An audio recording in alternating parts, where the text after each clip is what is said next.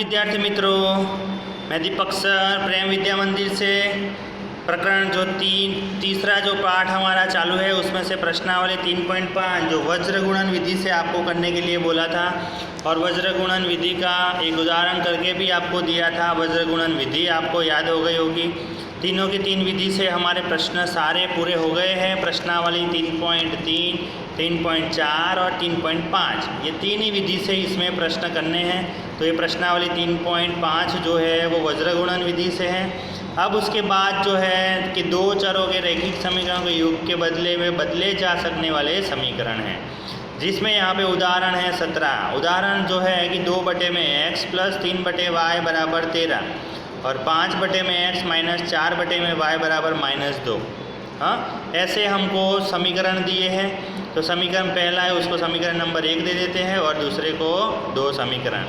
अब यहाँ पे 1/x जो है 1/x उसको p माना हुआ है और 1/y को q माना हुआ है, यानी कि जहाँ पे हमको 1/x दिखाई दे वहाँ पे p लगाना है और 1/y को q लगाना है। यहाँ पे p और q भी ले सकते हो या फिर a और b भी ले सकते हो, आपको जो योग्य लगे वैसे आपको उसको मान सकते हो।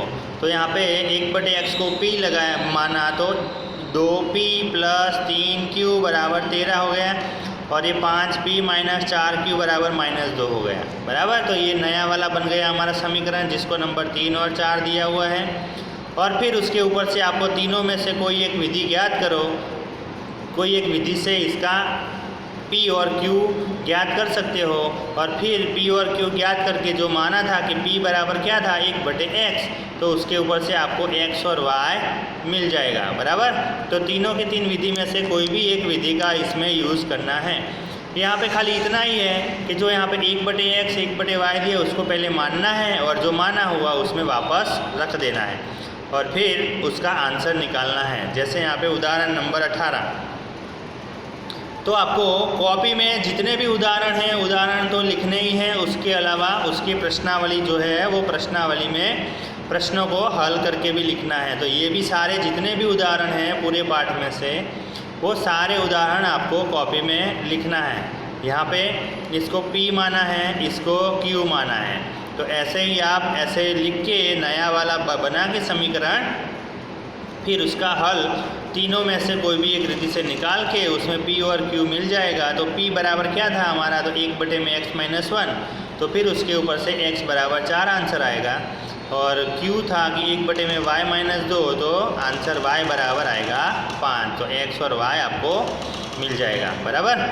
फिर उसके बाद उदाहरण 19 दिया है। 19 वाला भी उदाहरण आपको अच्छी तरह से समझ के फिर आपकी कॉपी में लिख देना है समझते हुए, क्योंकि इसके बाद जो प्रश्नावली जो है उसमें यही उदाहरणों का इस्तेमाल करना है और फिर आपको उसमें से प्रश्नों के हल ज्ञात करने हैं। प्रश्नावली 3.6 जो है जिसमें हमको पहले प्रश्न में इतने प्रश्न दिए हैं, तो उसमें 1/x जो है उसको a मानो, 1/y जो है उसको b मानते हैं। तो इसमें 1/x को a 1/y को b मानो। हाँ, फिर उसके नए समीकरण बनाओ और फिर उसको कोई भी विधि से हल करो।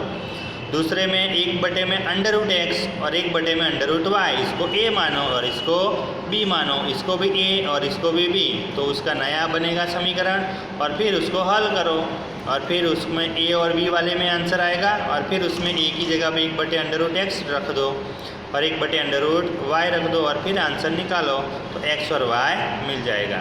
यहाँ पे 1/x बराबर a ले लो और y बराबर b ले लो। यहाँ पे 1/x माइनस 1 बराबर a, 1/y माइनस 2 बराबर b लेना है।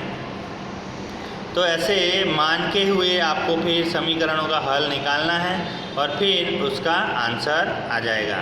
यहाँ पे भी आपको ऐसा ही करना है जैसे हमको उदाहरण में दिया है उसी तरह से ये करने हैं, यानी कि ये प्रश्नावली जो है 3.6 आपको पूरी कर देनी है और यहाँ पे पाठ हमारा तीसरा पाठ पूरा हो जाएगा। अब नया जो पाठ जो है वो अगले लेक्चर में फिर हम चालू करेंगे। तब तक ये तीसरा पाठ जो है वो आपको कॉपी में लिख के उदाहरण सहित लिखना है और पूरा कर देना है।